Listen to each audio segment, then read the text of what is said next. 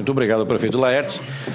Eu aproveito para passar a palavra ao coronel Caetano, que muito trabalhou juntamente com o general Adriano, não é? Sim. Da Defesa Civil Nacional, que fez um trabalho excepcional. Ambos, a união realmente foi muito importante e as coisas aconteceram na hora de atender e socorrer as vítimas em todos os municípios. E nós tivemos se isso pode se chamar de coisa positiva de uma enchente, foi o trabalho que aconteceu entre as defesas civis dos municípios, do Estado e da União. O general Adriano fez um trabalho importante, teve uma atuação rápida, sempre presente, 24 horas à disposição, sempre, para que a gente pudesse, quando precisasse, ir ao socorro e prontamente sempre nos atendeu. Então, um prazer, passo a palavra ao coronel Caetano, que é da Defesa Civil do Estado de Rondônia, que organizou e comandou todas as ações com relação às enchentes do Rio Madeira. Boa tarde a todos, senador Assir Gurgels, é um privilégio estar aqui, parabéns pela iniciativa. Essas comissões elas são muito importantes para os assuntos pontuais e, em nome do senhor, cumprimento a todos, ao prefeito Laertes, com quem a gente trabalhou muito lá durante o período das cheias do Rio Madeira. E, corroborando com o que o prefeito falou, nós estamos nesse momento numa fase chamada de restabelecimento, né? Existe um esclarecimento importante com relação ao cartão. Quando existe um desastre, existem duas formas de aprovação dos decretos, ou de situação de emergência ou de estado de calamidade pública, que é o rito de como o recurso vai ser aplicado. Rondônia é um estado novo, a Defesa Civil Estadual ela tem uma estrutura razoável, mas ainda não é um estado padrão de São Paulo, do Rio de Janeiro, Santa Catarina, em termos de defesa civil. E os municípios ainda não estão totalmente estabelecidos no contexto de defesa civil, de resposta, de prevenção, de restabelecimento e reconstrução. Então, por essa razão, o governo federal, o primeiro decreto, que foi o de situação de emergência, ele aprovou no rito sumário. O rito sumário diz que o Estado, a Defesa Civil Estadual, ela recebe o recurso. É construído o plano detalhado de resposta por todos, pelos municípios, né, os técnicos dos municípios, Guajará-Mirim, Porto Velho, Rolim de Moura, Pimenta, todos eles, junto com a Defesa Civil Estadual, num ambiente que a gente chama de sala de situação, constrói esse plano, envia para o governo federal e ele aprova. E lá diz quanto cada município, de acordo com o pedido, depois de uma análise técnica, vai receber. Após essa análise, o governo federal, através do Ministério da Integração, da Secretaria Nacional de Defesa Civil, decidiu por aprovar esse primeiro momento no rito sumário, porque a resposta seria mais rápida e em razão de os municípios não ter uma estrutura ainda madura nesse sentido. Mas é somente nessa fase, que é o primeiro recurso, que foi na ordem de R$5.600.000. Nós pedimos 16 milhões para 90 dias, recebemos 5.680.000 e alguma coisa. E aí ficou definido quanto seria para cada município. Então, todos os municípios, Porto Velho não tinha, inclusive o cartão na época, ainda a conta aberta e o cartão, o Estado recebeu o recurso e pagou para o município aquelas despesas que o município identificou como prementes, necessárias naquele momento do socorro e assistência. Agora não, agora a partir do decreto do estado de calamidade pública, do restabelecimento da reconstrução, muda o cenário, né? Os municípios eles têm, por força de lei, a 12.608, a Política Nacional de Defesa Civil, o contato direto com o governo federal e, certamente, na reconstrução, né, e alguma parte do restabelecimento, ele vai receber recursos diretos, até por questões de eixos temáticos mesmo. Então, agricultura, reforço da questão comercial do município. É construído o plano em conjunto, mas tem a parte do município. Isso vai acontecer agora. O plano, eu tive com o general Adriano agora há pouco, pela manhã. Foi uma reunião muito produtiva. E a gente remodelou o plano, a segunda etapa do plano detalhado de resposta, da ordem de R$30 milhões, com foco total na fase de assistência, retirando alguns desabrigados ainda de escolas. Nós temos 6.000 alunos fora da escola ainda, e um abrigo único com 200 famílias, mais ou menos, e que traz algum transtorno para o município e também para a gente, porque aquelas pessoas estão em barracas e por mais que se faça, é uma situação complicada, difícil. Rondônia é um estado, a temperatura, o clima muito quente, tem as suas nuances aí que dificultam um pouco essa questão de abrigar todos num abrigo único, que é uma recomendação da ONU. A partir do momento que se prestou o socorro, nós trazemos as pessoas todas para um abrigo único, montamos um posto médico, bombeiros, polícia militar, alguma coisa de auxílio do Ministério Público, Judiciário, Defensoria Pública, Direitos Humanos, para que as pessoas, a gente centralize o recurso, o custo operacional disso seja menor e a eficiência do trabalho seja melhor. No Acre, por exemplo, no último desastre deles, tiveram 30 mil pessoas praticamente num abrigo único. E deu tudo certo, no final das contas. A única diferença entre nós e eles é que até hoje, no nosso desastre, isso é um fato inédito, no Brasil, não tem absolutamente nenhuma vítima. Perdemos alguns animais, as cabeças de gado na região do Baixo Madeira, Nova Mamoré, e que é um prejuízo econômico, mas vidas humanas não houve nenhuma em decorrência do desastre. Eu trouxe, senador, não sei se é tempo para isso, o plano geral que a gente apresentou para o presidente da República naquela ocasião que o senhor estava junto, eu acho que dá um cenário mais pontual de localidades para que todos se situem. E aí, se tivesse um apontador, eu não sei se tem também, eu não tenho aqui, mas eu vou explicando à medida que a imagem vai sendo projetada. É bem rápido, não vamos levar alguns minutos. É importante que a imagem possa sair na televisão também. Eu não sei se a câmera mesmo pode fazer a imagem, mas é importante que ele dá uma contextualização melhor, né? A apresentação que mostra o cenário completo, atualizado para os dias de hoje, né? E dá para identificar as áreas mais agrícolas, a questão da pecuária, os prejuízos. Então, o primeiro gráfico ele mostra a cota descendente, hoje cota 61, 17 e 26. O Rio Madeira, quando ele chegar em 17 metros, ele vai estar dentro da caixa, dentro da calha, no leito, né? Vai estar dentro do barranco. Nós já temos agora a evolução desse cenário com desbarrancamentos, porque a água está voltando e o rio começa a assorear. Isso é um problema ambiental futuro. O assoreamento do rio, no próximo quantidade de chuva acumulada, vai provavelmente morrer alguns peixes, como aconteceu em Costa Marques, e principalmente, ele é uma hidrovia extremamente importante no cenário econômico brasileiro.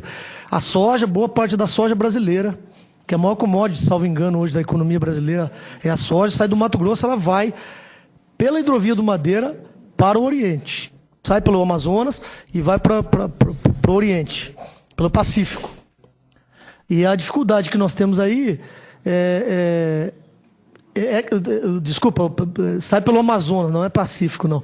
Mas é uma saída mais econômica do que sair por Santos, Paranaguá e outros locais. E o combustível, todo o combustível do Centro-Oeste, gasolina e óleo diesel, da refinaria de Manaus, ele vem pela BR, ele desce pela hidrovia do Madeira em Balsas, e o gás liquefeito de petróleo também, e é distribuído pela BR-364.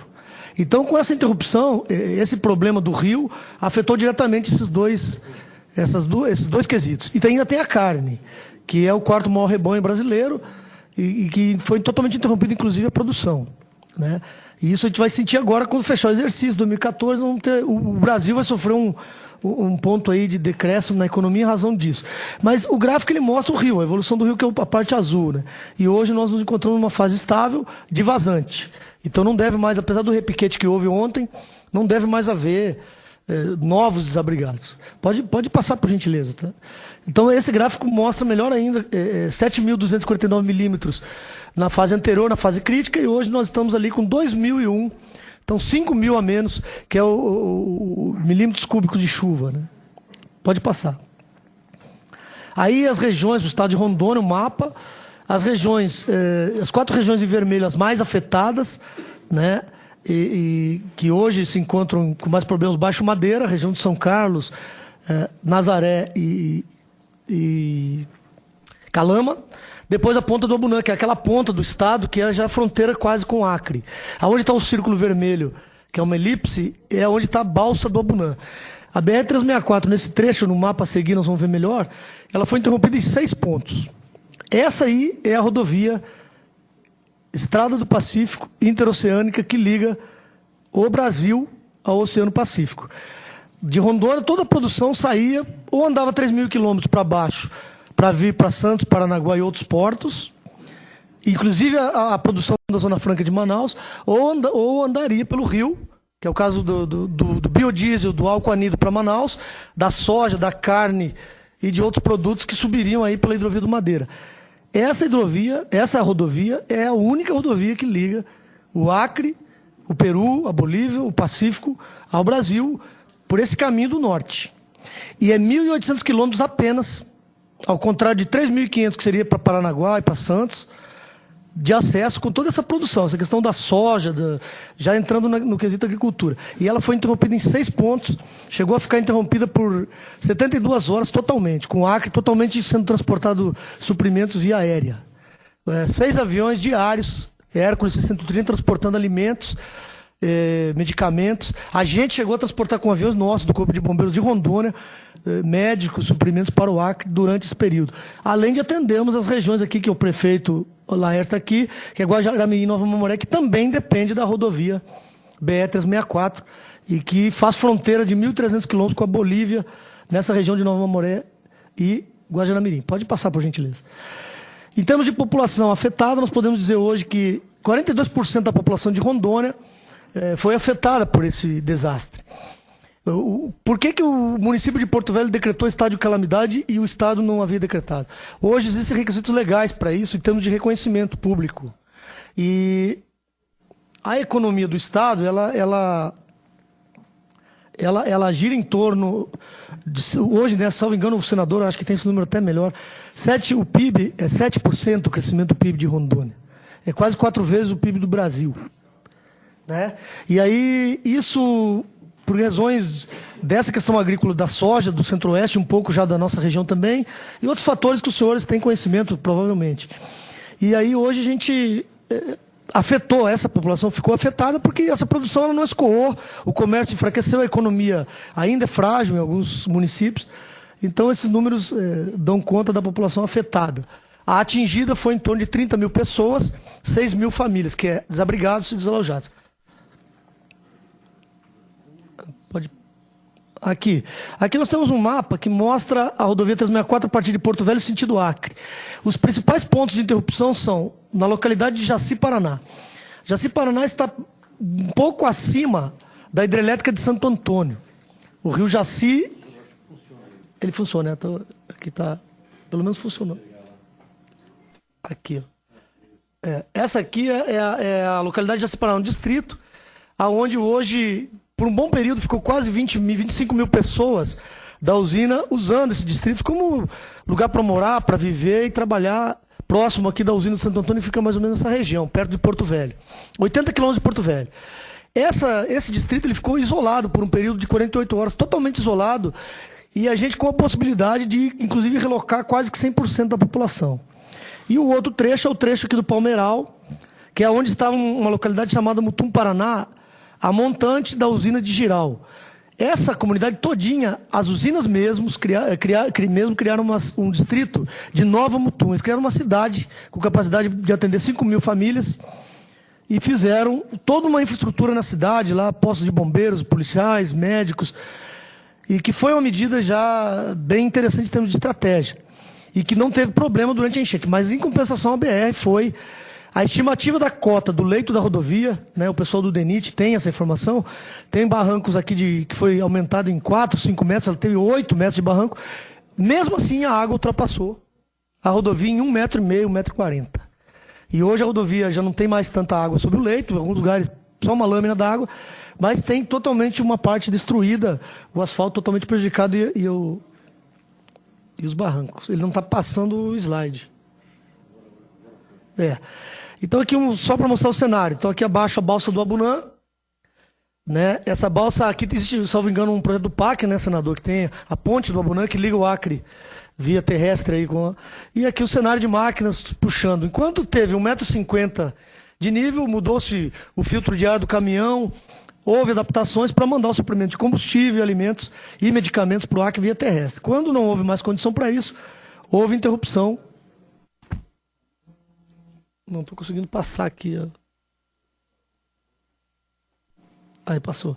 Então, mais imagens da rodovia, rapidamente, só para... Aqui ela já no restabelecimento, ela já baixou as águas, na mesma região, né, na região de Jaci, Paraná. Eu vou se não... Ele é só para indicar, só. Ele não passa. Eu estou dando... Só para você poder... Tá ok, então. Esse outro mapa, ele mostra novamente as distâncias e a rodovia no contexto geral, né? Então, a 364, a partir de Porto Velho, né? Ela faz toda essa volta. Aqui está outra usina hidrelétrica de Samuel. Essa é a saída para Cuiabá, ligação Brasil, norte do Brasil, via terrestre. Aqui ainda tem a 319, que ela sai para Manaus. Ela foi interrompida também, e a população de Humaitá, que é do Amazonas, ela recebe atendimento médico em Rondônia. Até o bombeiro às vezes atende ocorrência lá em Humaitá, no Amazonas, que a distância é são 744 quilômetros de Manaus. E ela não está completa, essa rodovia, até hoje, né? Pode passar, por gentileza. Aqui fotos mais da região de Porto Velho, do centro, né? Que são regiões afetadas, e uma parte de Jaci, Paraná. Pode passar. Então aqui esse distrito de Jaci, toda essa região aqui ela foi inundada. Tem uma ponte aqui entre essa ligação e ficou inundada aí e suspenso o transporte durante 48 horas.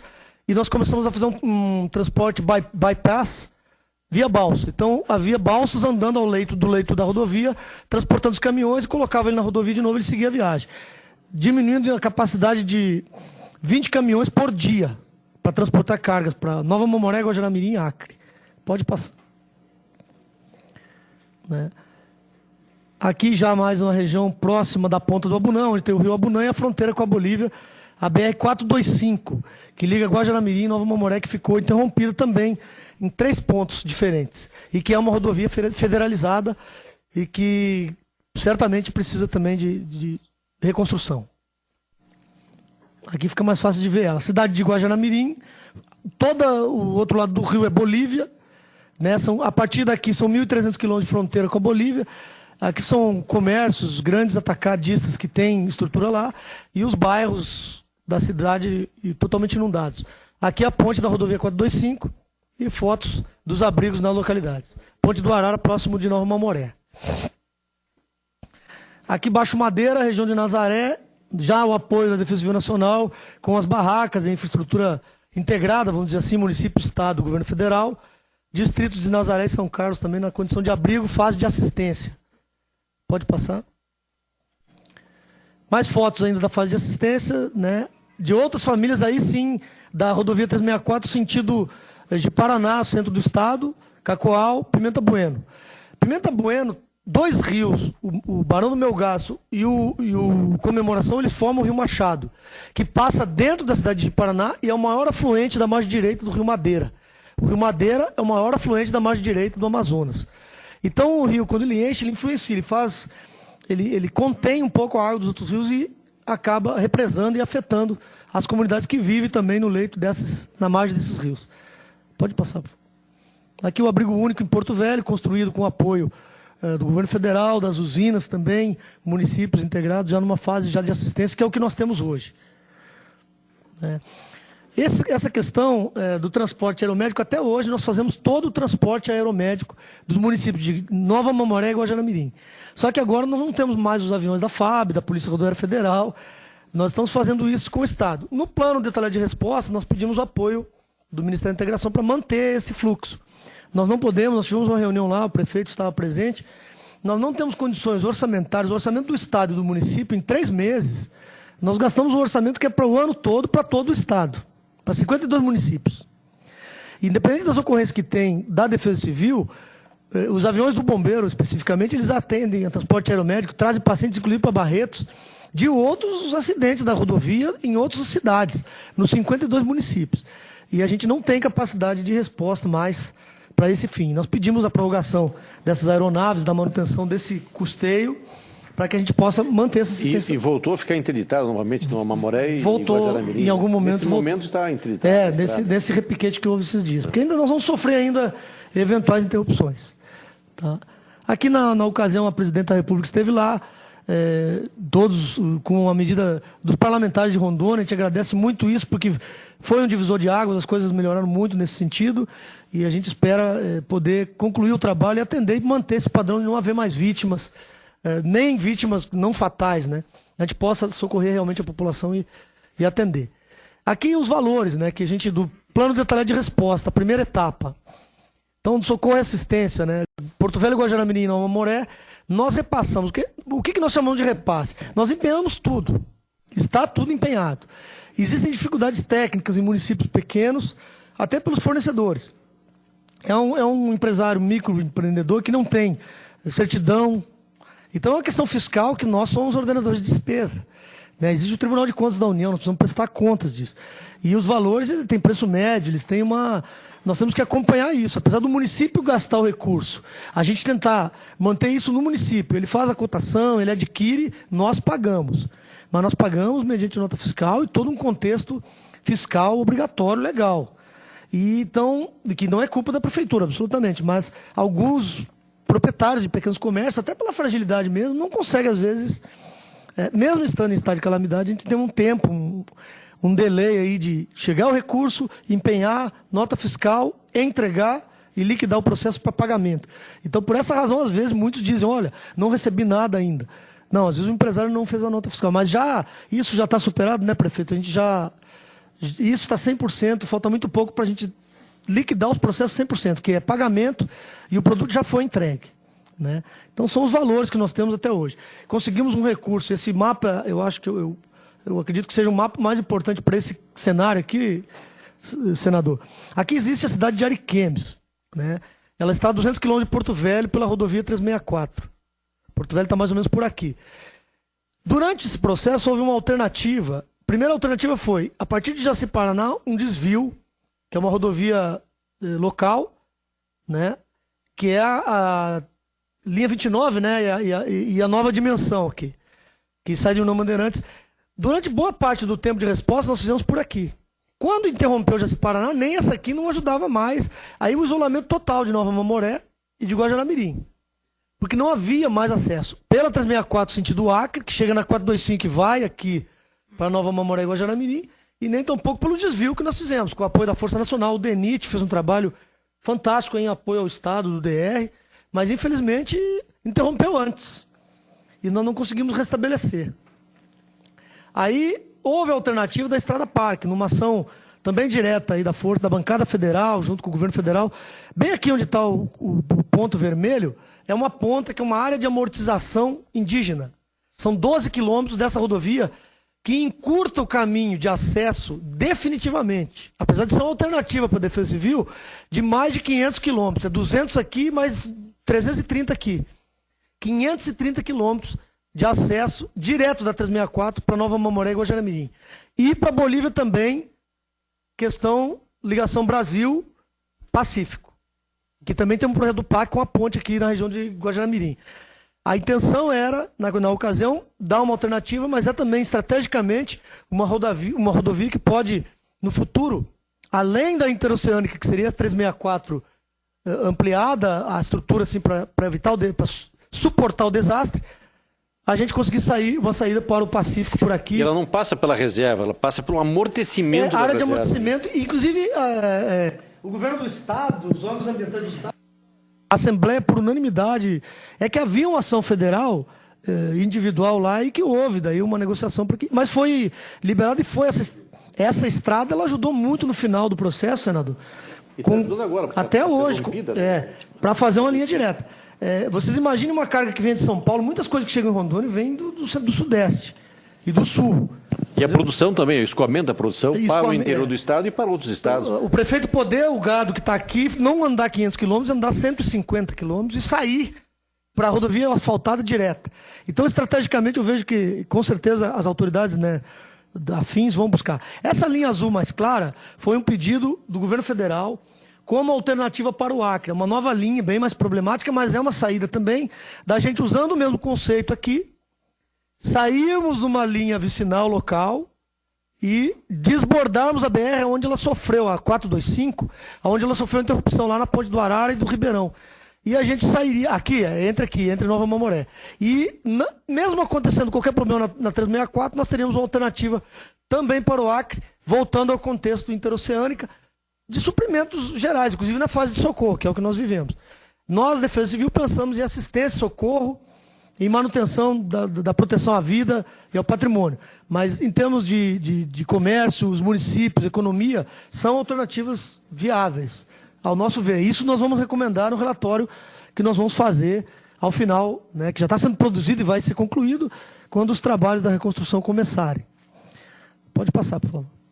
Então, aqui também, um contexto geral das famílias. Nós chegamos a ter 30 mil famílias totalmente atingidas, diretamente, E hoje o contexto, já estamos com 26 mil, e já tem uma atualização aqui, que ainda tem desalojados e desabrigados. O plano agora é manter assistência para as pessoas, dar uma condição para que elas tenham recurso, e aí o seguro-defesa, a partir do dia 15, parece que já começa a ser depositado para alguns, e junto de alguns ministérios buscar a bolsa do aluguel, para tentar tirar as pessoas das escolas, porque nós temos 6 mil pessoas hoje, crianças, não estudando, em razão de 14 escolas ocupadas na região de Porto Velho. Ainda tem algumas em Nova Mamoré também, em Guajará-Mirim. E que daí nós não podemos criar mais problemas, podemos solucionar os problemas. E ao nosso ver, o pedido aqui no PDE, eu trouxe até uma cópia para o senhor, senador, que eu deixei com o general Adriano, é que esse Bolsa Aluguel, que foi feito em vários estados brasileiros já, seja concedido. Porque tem muitas pessoas aqui que não são ribeirinhos, pequenos agricultores, não são ribeirinhos pescadores, então eles não têm o benefício dos outros ministérios, da pesca ou de outro. Mas eles são pessoas que não têm condições de voltar para casa. E a recomendação é que eles não voltem. O Estado tem algumas casas de programas de habitação que vão ser entregues em julho. Mas não podemos esperar até julho para essas crianças começarem a estudar. Então, o apelo nosso, em termos de defesa civil, é que, senão nós vamos criar um outro problema, um outro desastre relacionado à educação. A educação das crianças de Porto Velho, Nova Mamoré e Guajará-Mirim, que estão sem escola. Né? Sem escola, não estão na escola. E existe resistência de movimentos sociais, isso é comum no Brasil, a situação hoje é assim mesmo, a gente tem que viver com isso, conviver, do movimento de barragens, que ocupam algumas áreas, né? E que estão dentro de algumas escolas. E eles não saem. Eles saem mediante negociações, e as negociações passam por um recurso, um auxílio, que eles fiquem aí por um período estipulado. É uma negociação, é um gerenciamento de crise mesmo, e que a gente está buscando com esse recurso, a primeira etapa. Então, pode passar, por favor. Algumas considerações que ontem, lá na conclusão do nosso plano integrado de reconstrução, é isso que viveu lá o estado de Santa Catarina, né, que viveu o Rio de Janeiro, é a criação de cidades resilientes, né? Existe hoje recursos no Banco Mundial, existe a plataforma global de redução de risco de desastres, que a cada 2 anos se reúne. O Belo Horizonte mesmo foi uma cidade premiada, eu estive em Genebra junto com eles lá, é o exemplo brasileiro hoje de cidade resiliente, apenas um programa que eles fizeram, que é os desastres vão continuar acontecendo, no Japão continuam, mas lá no Japão os prédios estão do mesmo tamanho, talvez até maiores, eles são mais resistentes, e não só no quesito físico, a população, ela precisa da beira do rio, ela não precisa morar exatamente ali na beira do rio, na área de risco, mas ela não pode se afastar muito dali. E ela tem que ter uma condição de continuar pescando, de ter até uma resiliência emocional, vamos dizer. Ela tem que resistir isso psicologicamente também. Então, o contexto cidade resiliente não só na questão física, estrutural, de aumentar o leito de uma rodovia, de relocar a base de recebimento de combustível. Todo o combustível do Centro-Oeste, do Acre, o diesel e a gasolina, vem da refinaria de Manaus e desce pela rodovia do Madeira. 24 horas, balsas passando, foi totalmente inundado. Você não conseguia tirar 1 litro de combustível de uma balsa com 30 milhões de litros. Você não consegue tirar 1 litro, porque a bomba não podia puxar pelo risco ambiental. E a gente ficou com medo tremendo. Imagina um vazamento, tudo inundado. Tem fotos assim que... O relatório final, senador, que vai ser entregue, vai ser muito enfático. E a gente só está aguardando esse plano de reconstrução estar concluído, porque ele tem a ver com o subsídio do DENIT, dos ministérios todos, da bancada federal, para que possa daí ajudar a buscar. Isso é um desastre que afeta o Brasil diretamente. E que nós não tivemos a experiência que Santa Catarina, não temos essas coisas com tanta frequência lá. Mas a gente sentiu na pele a dificuldade de você... E repensar, né, o tratamento da defesa civil. Nós conversamos naquela reunião que o senhor nos oportunizou lá, quando o senhor esteve com a bancada. A Política Nacional de Defesa Civil brasileira hoje... O relacionamento do município diretamente com o governo federal é uma questão do pacto federativo, uma questão constitucional perfeita. A legislação ela é boa.